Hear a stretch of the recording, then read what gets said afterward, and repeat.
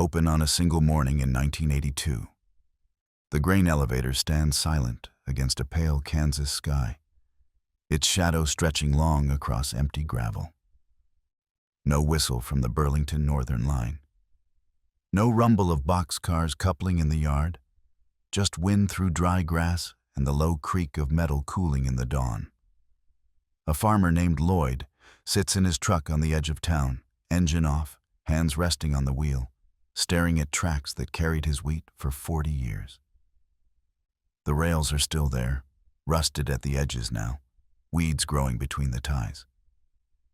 But the trains don't stop anymore. This is the day Ellsworth, Kansas, learned what it feels like when the world moves on without you. Not with violence or disaster, but with silence. The kind that settles into your bones and changes what tomorrow means. Lloyd doesn't cry. He doesn't rage. He just sits there, watching the sun climb over the land his family has worked since before the turn of the century. And he knows something has ended, and no one rang a bell to mark it. Before we go deeper, tell me, did you grow up in a place that felt like it could disappear? Ellsworth sits low and flat, where the Smoky Hill River bends through central Kansas. A place where the horizon doesn't so much meet the sky as dissolve into it. The land here rolls in gentle swells, covered in wheat that shifts color with the seasons. Green in spring, gold by June, stubble brown after harvest. In summer, the heat rises in waves you can see, blurring the edges of grain elevators that stand like sentinels over the prairie. In winter, the wind comes hard and cold from the north. Nothing to stop it for 100 miles, carrying the smell of snow before the first flakes ever fall. The town itself grew up along the railroad tracks, as so many Kansas towns did, its grid of streets spreading north from the depot in neat, practical blocks. Main Street runs east to west, lined with two-story brick buildings put up in the 1880s and 1890s, their cornices and false fronts still bearing the optimism of another century. The Midland Hotel anchored the corner of Douglas and Main, its limestone facade weathered but solid. Across the street stood Schaefer's Hardware, where you could still buy nails by the pound from wooden bins. 2 blocks down, the Ellsworth Diner occupied a narrow storefront with a counter and 8 stools, its windows fogged with steam every morning before dawn. The grain elevators dominated the skyline, rising 6 stories above everything else, their corrugated metal sides catching the first and last light of every day. You could hear them from blocks away during harvest, the rumble of trucks backing up to the scales, the mechanical roar of augers lifting wheat into storage bins, the hiss of grain pouring like water through chutes. That sound meant work. It meant money moving through town. It meant the year's labor being converted into something the rest of the world needed. People in Ellsworth lived by rhythms they didn't have to think about. Planting began in late March, when the ground thawed and dried enough for tractors to work the fields. By May, the wheat was knee-high and green, and farmers watched the sky with the intensity of gamblers, reading clouds for hail, checking forecasts for late freezes. Harvest came in late June or early July, depending on the heat, and when it did, the whole town reorganized itself around it. The diner opened at 4:30 instead of 5. The co-op stayed open until dark. Crews of men moved from farm to farm with combines, working dawn to dusk, racing against weather and time. Wives brought thermoses of iced tea and sandwiches wrapped in wax paper out to the fields. Dust hung in the air like a second atmosphere. After the wheat was cut and hauled to the elevators, after it was graded and weighed and loaded into boxcars on the Burlington Northern line, there was a brief exhale before fall planting began. That was when people gathered at the county fair, when high school football started, when the rhythm slowed just enough to remember why you did this work in the first place. Friday nights, the whole town turned out for games under the lights, the band playing in wool uniforms, even in September heat, Sunday mornings, the church is filled. Lutheran, Methodist, Catholic. And afterward, families stood in parking lots talking, in no hurry to get home. This was a place built on trust that ran deeper than optimism. Trust that if you worked the land right, it would provide. Trust that rain would come, or if it didn't, that next year would be better. Trust that the railroad would keep running, that the elevators would keep buying, that the world beyond the horizon needed what you grew here. That trust wasn't naive. People knew about drought and debt, about years when prices dropped and margins disappeared. But the structure held. The systems worked. You planted, you harvested, you shipped, you survived. Generation after generation, the same families working the same land, sending their wheat out on the same rails their grandfathers had used. The depot sat at the south end of Main Street, a modest building of red brick with a peaked roof and a platform where you could watch the trains come through. In the 1950s and 60s, freight trains rolled through Ellsworth multiple times a day, some stopping to pick up loaded grain cars, others just passing through on their way to Salina or Hutchinson or Kansas City. The depot agent knew every farmer by name, knew which families were having good years and which were struggling, knew who'd just bought new equipment and who was making do with machinery older than their children. The depot was more than a shipping point. It was proof that Ellsworth mattered, that it was connected, that it wasn't just a dot on the map, but a working part of something larger. People didn't talk much about what the town meant to them. That wasn't the way, but you could see it in how they maintained things. The way storefronts got painted every few years, the way the park was mowed and the flower beds tended, the way the war memorial stayed clean. You could hear it in how they spoke about leaving. Young people went off to college in Manhattan or Lawrence, and some didn't come back, but many did, drawn by something harder to name than opportunity. It was the comfort of knowing every face, of being known. It was the particular slant of light across wheat fields in late afternoon.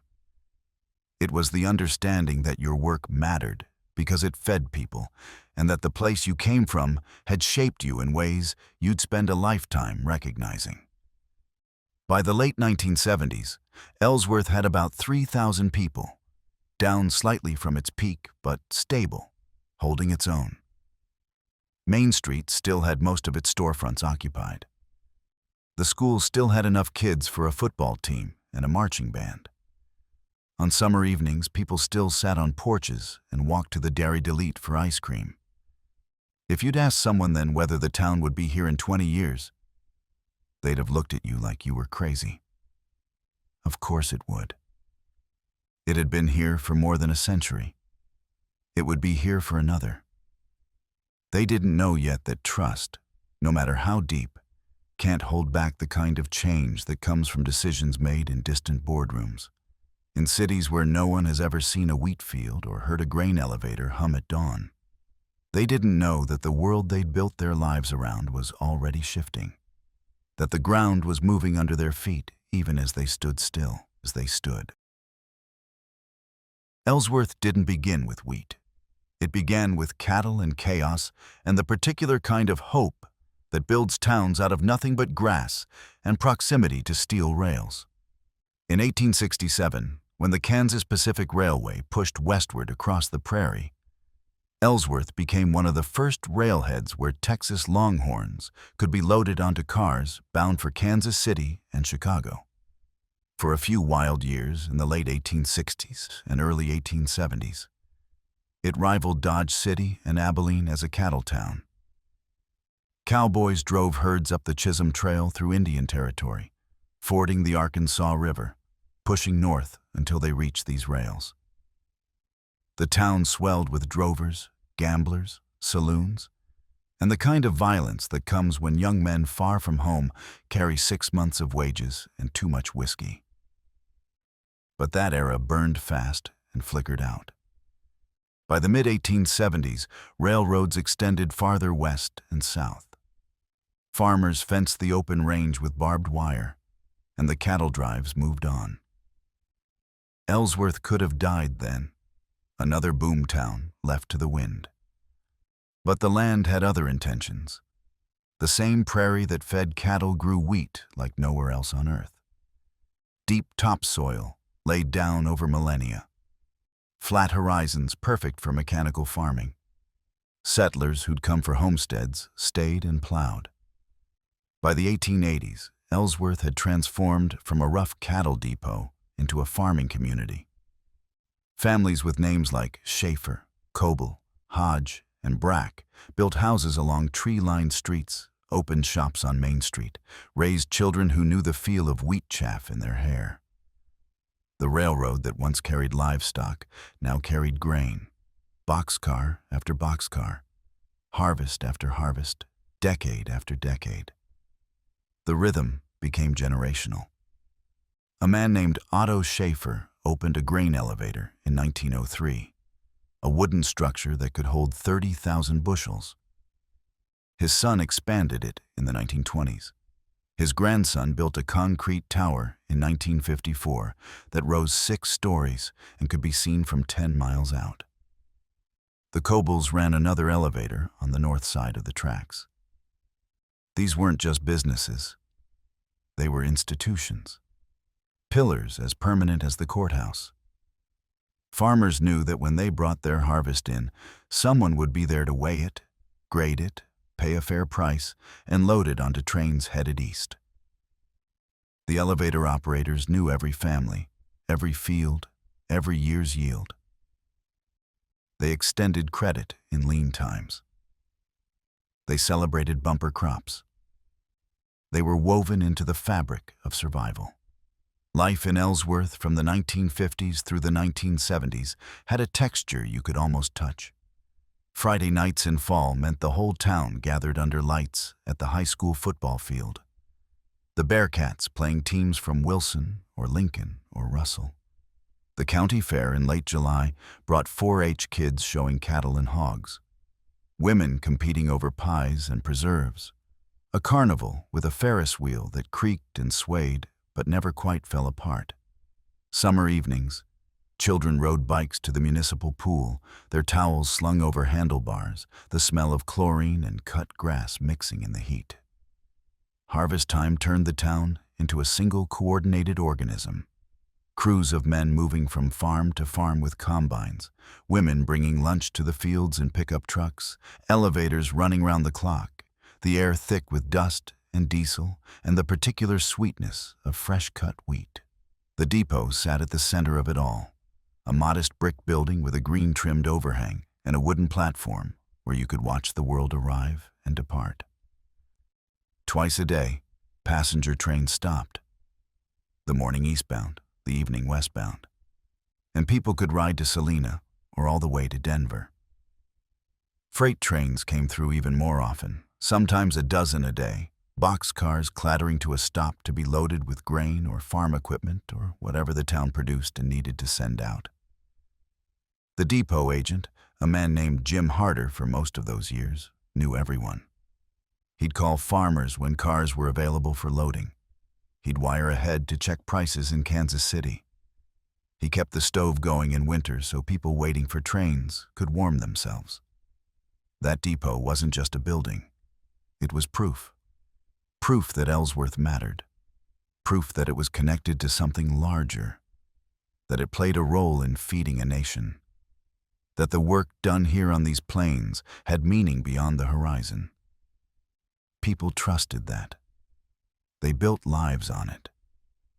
They assumed, the way you assume the sun will rise, that the railroad would always run, that wheat would always be needed, that if you worked hard and treated people fairly and raised your children right, the town would be there for them too.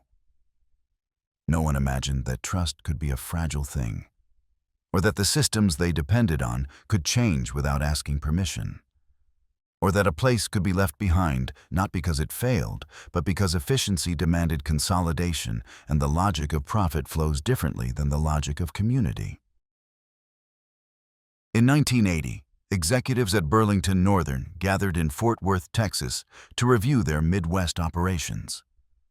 They studied maps covered with colored lines representing thousands of miles of track, spreadsheets showing tonnage and operating costs per mile, projections about consolidation and efficiency.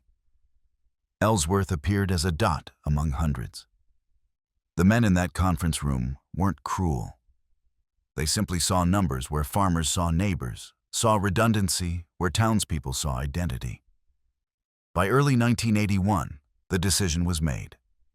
Freight service through smaller depots like Ellsworth would be reduced, then eliminated.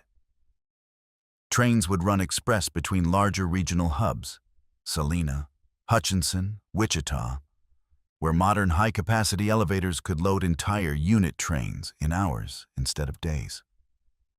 It made perfect sense on paper. It made no sense at all to Lloyd Hoffman, standing on the depot platform in March 1982 when Jim Harder told him his grain would have to be trucked to Salina from now on. The change didn't announce itself with drama. There was no final whistle, no ceremony marking the last freight car loaded with Ellsworth wheat. The trains simply came less often. Then they stopped coming for grain pickup altogether. By late 1982, only through freights passed without slowing, their engines roaring past the depot at 50 miles an hour, rattling windows on Main Street before disappearing toward the horizon. The sound was worse than silence. It was rejection. Lloyd ran the numbers in his kitchen that winter. Trucking grain 30 miles to Salina added costs he couldn't absorb. The Schaefer elevator offered less per bushel because they faced the same transportation problem. His margins, already thin after years of rising fuel and equipment costs, evaporated. He was 61 years old. His son worked as an engineer in Topeka and had made it clear he wasn't coming back to farm. Lloyd looked at land his great-grandfather had homesteaded in 1885. Section after section of black soil that had grown wheat through the Dust Bowl, through the Depression, through droughts and grasshopper plagues and every hardship a century could offer. And he understood, with a clarity that felt like physical cold, that he might be the last Hoffman to work it. On Main Street, the unraveling followed its own terrible logic. Schaefer's hardware closed in the spring of 1983. Without farmers coming to town regularly to sell grain at the depot, foot traffic disappeared. People drove to Salina for supplies. If you had to drive 30 miles to deliver wheat, you might as well buy your parts and fencing there too. The dress shop followed that summer. Then the furniture store. Then the implement dealer who'd sold tractors and combines since 1949. Each closing was a small funeral. People would see the signs in windows, going out of business, everything must go, and feel something tighten in their chests. These weren't just stores. They were places where you'd bought your first work boots, where your daughter got her prom dress, where 3 generations of your family had done business with 3 generations of the owners. Dorothy Reinhardt kept the Ellsworth diner open longer than mathematics allowed. She'd run it since 1965, serving coffee and pie to farmers who gathered at 5 in the morning to talk weather and wheat prices before heading to their fields. The diner was where you learned who was sick, who needed help with harvest, whose kid made the honor roll. It was the town's living room. But by the fall of 1983, Dorothy was serving a dozen customers on a good day. She paid her 2 waitresses from her own savings for 3 months before she had to let them go. She kept the lights on alone through January 1984, opening at 5, even when only 2 or 3 men showed up, because she couldn't bear the thought of them having nowhere to go. When she finally locked the door for the last time in February, she sat in one of the red vinyl booths and cried for an hour before driving home.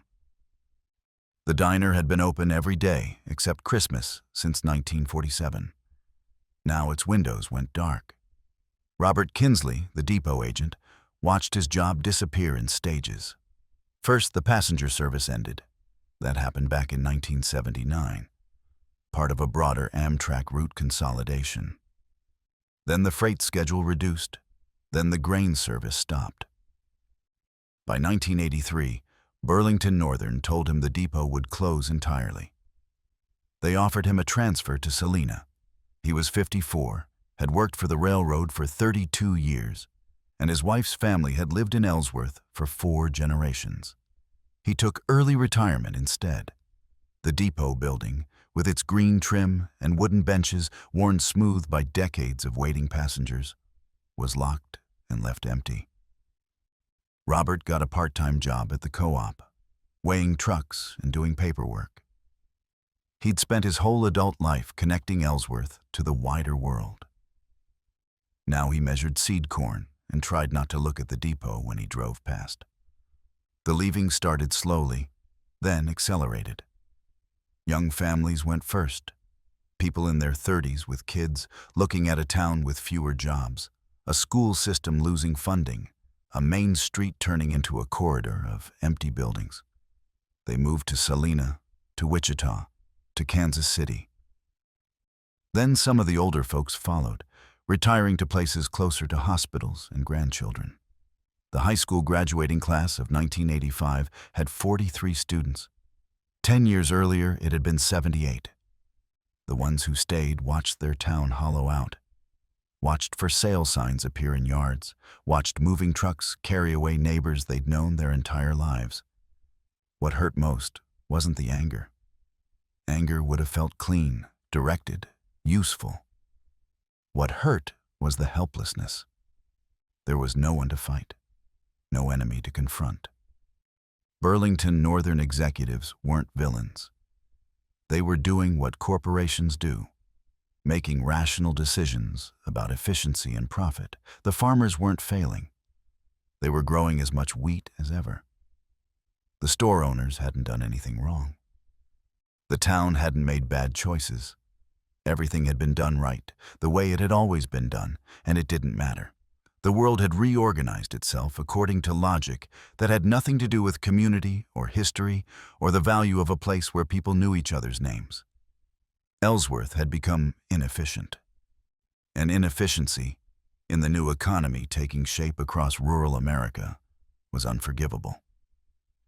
Lloyd sold half his land in 1985, kept working the rest, trucking his wheat to Salina, watching his profits shrink year by year. Dorothy got a job at the county clerk's office. Robert tended his garden and volunteered at the Historical Society. They stayed, along with a few thousand others, in a town that no longer felt like the place they'd known. The grain elevators still stood against the sky, but only one operated now. Main Street had more empty buildings than occupied ones. The depot sat locked and silent, paint peeling, weeds growing up through cracks in the platform concrete. And every time a freight train roared through without stopping, the sound carried a message the whole town understood. You are not essential. You are not needed. The world will keep turning without you. Focus now on 3 people who carried Ellsworth through those years when the ground shifted beneath them. Not leaders in any formal sense. Not heroes. Just people trying to hold on to something while watching it slip away. Lloyd Hoffman was 61 years old in 1982, with hands that had worked wheat since he was tall enough to reach a combine's controls. His great-grandfather Ezra had homesteaded the land in 1885, built a sod house that still stood in ruins near the creek, and planted the first wheat crop in spring of 1886. Lloyd's grandfather expanded the farm to 640 acres. His father bought another quarter section in 1948. Lloyd himself had farmed it all his adult life, married Helen there, raised 2 daughters in the white farmhouse his grandfather built in 1921. The older girl lived in Denver now, worked for an insurance company. The younger taught school in Wichita. Neither was coming back. Lloyd understood that.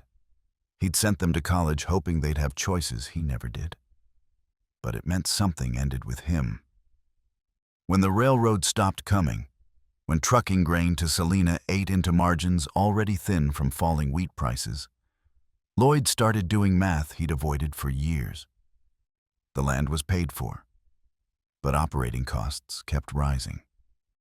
Diesel, fertilizer, seed, repairs on equipment that broke down more every season. He was getting older. His back hurt most mornings, and the question that woke him at 3 a.m. was simple and terrible. How long could he keep doing this for a profit that barely justified the work?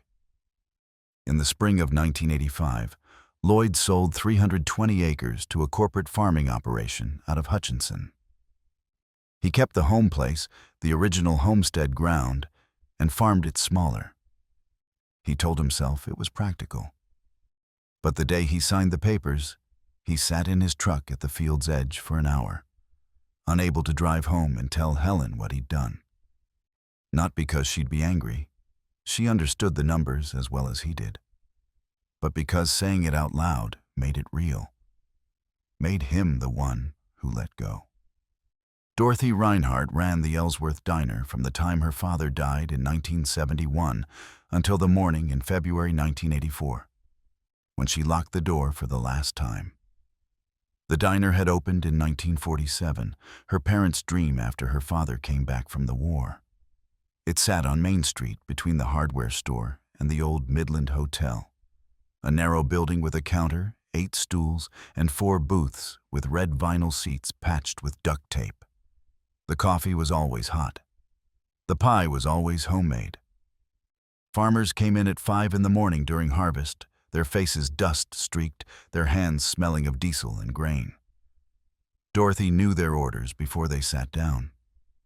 She knew their wives' names, their kids, which fields they were cutting, whether the yield was good or disappointing. The diner was more than a business. It was the place people gathered when someone died, when a baby was born, when the harvest came in strong or the rains didn't come at all. After the train stopped and Main Street started emptying, Dorothy watched her customer count drop month by month. She cut her hours, let her cook go, started doing everything herself. She ran the diner at a loss for 6 months, then a year, then longer, using her savings because she couldn't stand the thought of Ellsworth losing its last gathering place. But savings run out. In January 1984, she sat at the counter after closing and did the math one final time. She was 63. She had maybe $8,000 left. If she kept going, she'd lose everything. The morning she locked the door, she didn't put up a sign or make an announcement. She just turned the key, walked to her car, and drove home. A week later, someone taped a note to the window. "Thanks for everything, Dorothy. We'll miss you." She drove by and saw it, and had to pull over because she couldn't see the road through her tears. She took a part-time job with the county clerk's office. She stayed in Ellsworth. But something in her had closed as surely as that diner door, and it never opened again. Robert Kinsley worked for the railroad 32 years. He started as a freight handler in 1951, became a depot agent in 1964, and ran the Ellsworth depot until the day in October 1983, when his supervisor called and told him the depot was closing permanently. They offered him a transfer to Salina. He was 57 years old. He could have taken it, worked another 8 years, retired with a better pension. But Ellsworth was his home. His wife was buried in the Ellsworth cemetery. His son lived 2 streets over. The depot had been his life. The rhythm of trains, the farmers bringing grain, the coordination of schedules and shipments, the sense that he was part of something that mattered. He knew every farmer by name. He knew which fields produced the best wheat, whose crops had struggled, who needed an extra day before payment came through. When he locked the depot for the last time, he stood on the platform and watched a freight train roll through without stopping. And he understood that he'd become unnecessary. Not because he'd failed. Not because he'd done anything wrong. Just because the world had reorganized itself and people like him no longer fit the pattern. He took early retirement. He stayed in Ellsworth. He started volunteering at the County Historical Society, cataloging old photographs and railroad documents, preserving a history that felt more real to him than the present. He never said he was angry. But his daughter told people that after the depot closed, something went out of him. He was quieter. He smiled less. He spent hours at the Historical Society, surrounded by images of a town that no longer existed. And maybe that was easier than walking down Main Street and seeing all those empty windows. These three people, Lloyd, Dorothy, Robert, made different choices, but they shared the same quiet dignity. They didn't rage against what was happening. They didn't blame anyone, because there was no one to blame. They simply tried to hold on to what mattered while the ground shifted. And when holding on became impossible, they adjusted. They stayed. They carried the weight of memory and loss. And they kept living, because that's what people do. Their stories aren't dramatic, but they're true, and they're the stories that built Ellsworth, even as Ellsworth was coming undone. Ellsworth, Kansas still exists. You can find it on a map, drive down Main Street, see the grain elevators against the wide Kansas sky. But if you're looking for the town Lloyd and Dorothy and Robert knew, you'll have to squint past what's there now and remember what used to be. The population in 1980 was just over 3,000. By 1990, it had dropped to 2,700. By 2000, 2,200. Today it hovers around 2,100 souls, though that number feels generous on a weekday afternoon in January, when the wind cuts across empty sidewalks and the only movement downtown is a plastic bag tumbling past the old Rexall building. Main Street still has its brick storefronts, the bones of what it was.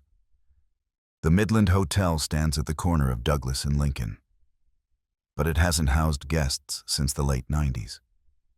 Its windows are dark, some are boarded. Others just stare out like eyes that stopped seeing long ago. Schaefer's Hardware is gone. The space became an antique store for a while, then sat empty for years.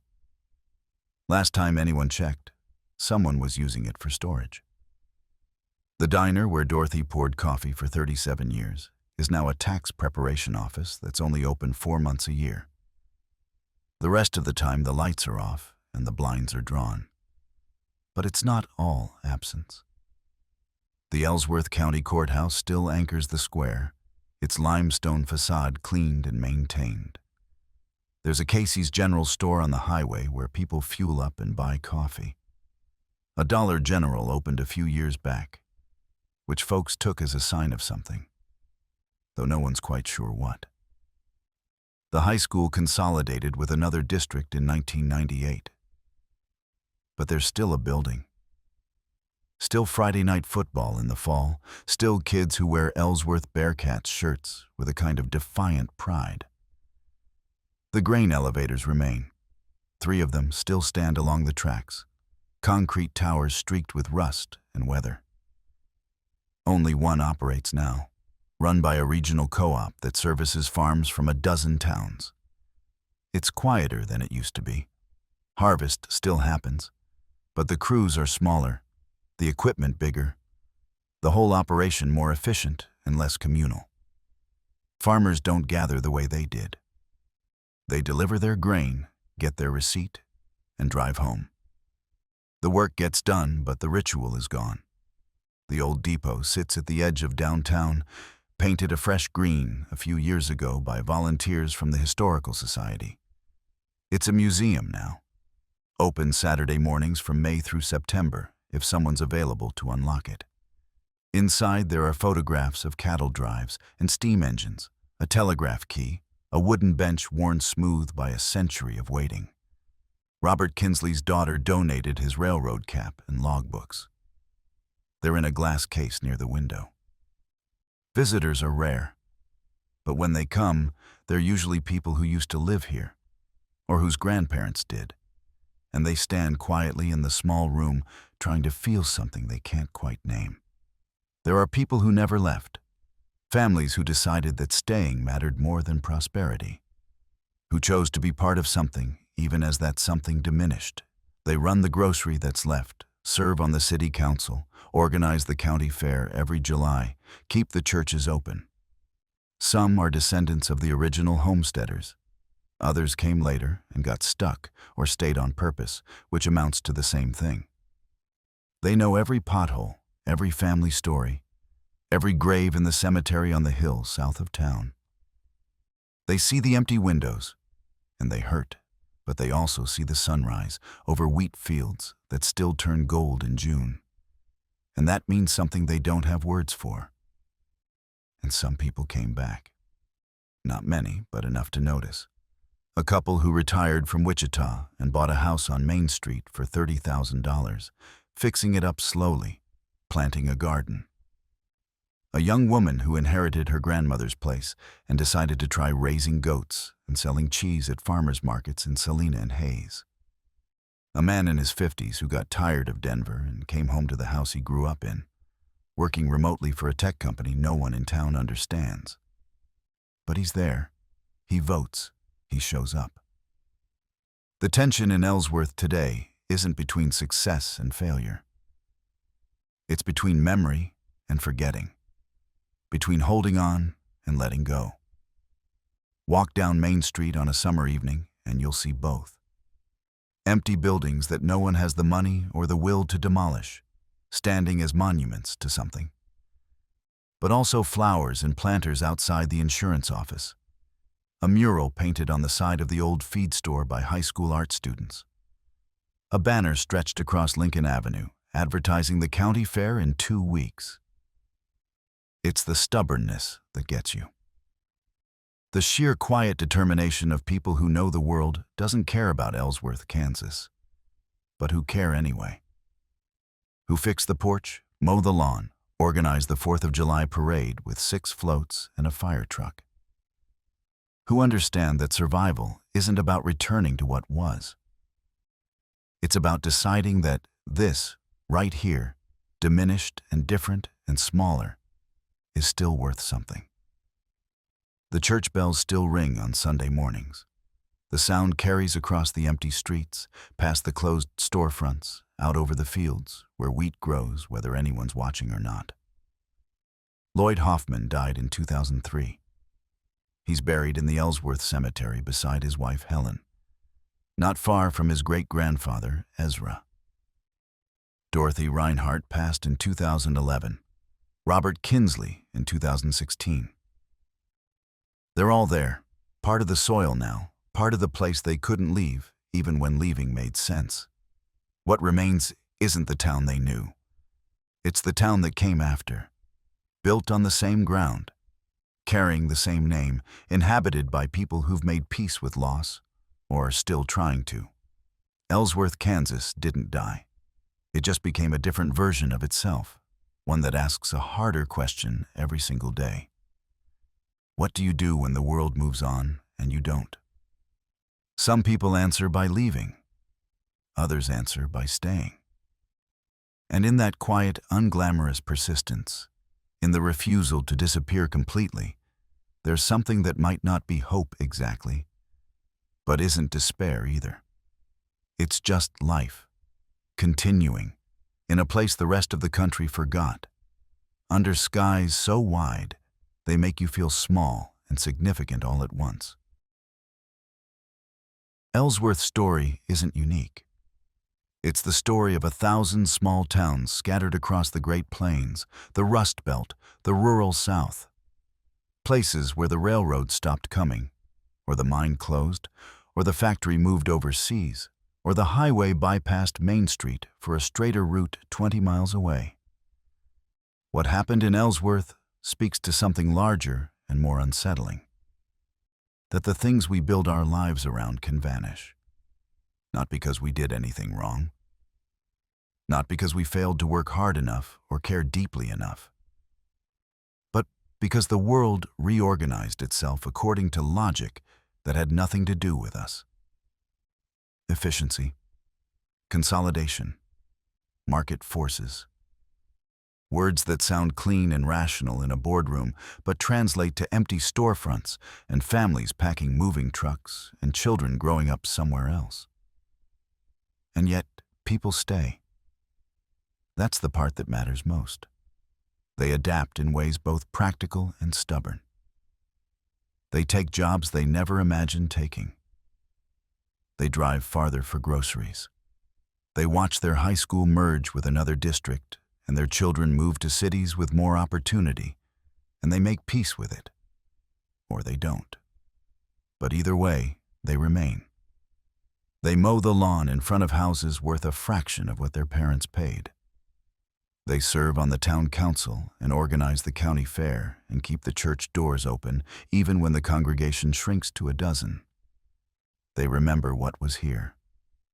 And that memory becomes a kind of defiance, a refusal to let the place disappear completely. The question isn't really whether Ellsworth survived. It did.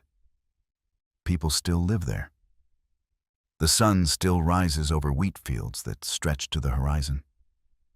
The question is what survival means when everything that made a place feel like itself has changed. When the depot is a museum, and the diner is a tax office, and the school where your grandmother taught is now a storage facility. When you can't quite explain to your grandchildren what it felt like when the town was alive in a way it no longer is. That's the survival we don't talk about much. The kind that's less about triumph and more about endurance. About carrying forward not because you believe things will get better, but because this is your home. And leaving would mean letting go of everyone who stayed before you. These stories matter because they remind us that places are made of people, and people carry memory even when the buildings fall quiet. They matter because behind every statistic about rural depopulation and economic decline, there are names and faces and choices that weren't easy.